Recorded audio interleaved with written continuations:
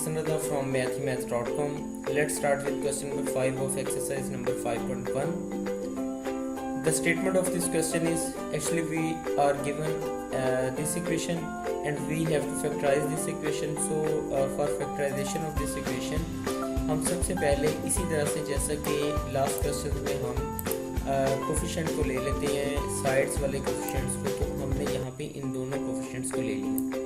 अब इन दोनों कोफिशिएंट्स की मल्टीप्लिकेशन जो है ये हमारे पास 24 आती है। सो हमने इनकी मल्टीप्लिकेशन यहाँ पे 24 आ गई। अब ये 24 के हमने पेयर्स बनाए, तो इसके पेयर बने 1 into 24, 2 into 12, 3 into 8 and 6 into 4। अब इन तमाम में से हमने वो पेयर सेलेक्ट करना है जिसको ऐड या सब्ट्रैक्ट करें तो हमारे पास 10 आ जाए।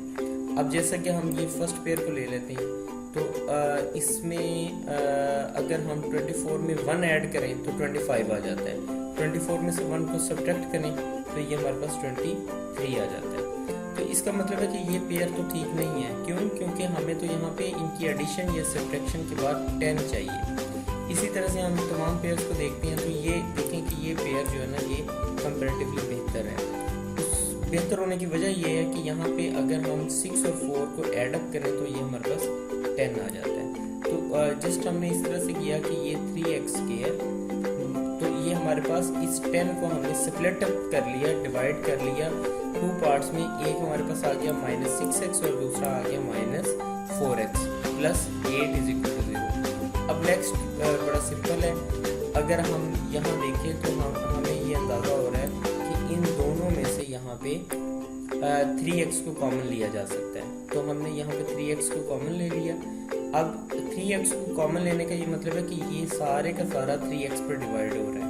तो जब इसे डिवाइड किया तो यहाँ पे हमारे पास खाली x रह गया, और इसको जब 3x पे डिवाइड किया तो बाकी हमारे पास यहाँ पे -2 रह गया।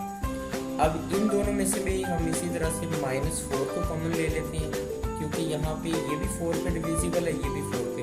तो जब हमने -4 को यहाँ से कॉमन लिया तो ये हमारे पास आ गया, यहाँ से -4 कॉमन लिया तो यह आ गया x, और ये प्लस जो है क्योंकि हमने माइनस को कॉमन लिया इसलिए ये प्लस माइनस में चेंज हो जाएगा। तो यहाँ पे हमारे पास x - 2 आ जाएगा। अब अगर आप यहाँ पे देखें तो आपको अंदाज़ा हो रहा होगा कि यहाँ भी x - 2 है, यहाँ भी x - 2 है। तो इन दोनों में से x - 2 को कॉमन ले लिया। जैसे हमने x - 2 को कॉमन लिया तो ये बाकी हमारे पास यहाँ पे बच गया, इधर रह गया 3x, यहाँ पे रह गया -4। तो ये हमारे पास आ जाएगा 3x - 4। नेक्स्ट स्टेप में चूंकि ये दोनों जो पेयर्स हैं ये 0 के इक्वल हैं, सो हम इन्हें इंडिविजुअली 0 के इक्वल पुट कर लेते हैं। तो ये आ गया x - 2 = 0 और 3x - 4 = 0। अब यहाँ से हम x की वैल्यूज को कैलकुलेट करते हैं। यहाँ पे ये -2 है, ये इक्वल साइन के साइड पर जाके +2 आ जाएगा। यहाँ पे ये -4 है, ये इक्वल के साइड पर आके +4 आ जाएगा। और यहाँ 3 और x मल्टीप्लाई हो रहे हैं, 3 इक्वल के साइड पर आके डिवाइड हो जाएगा।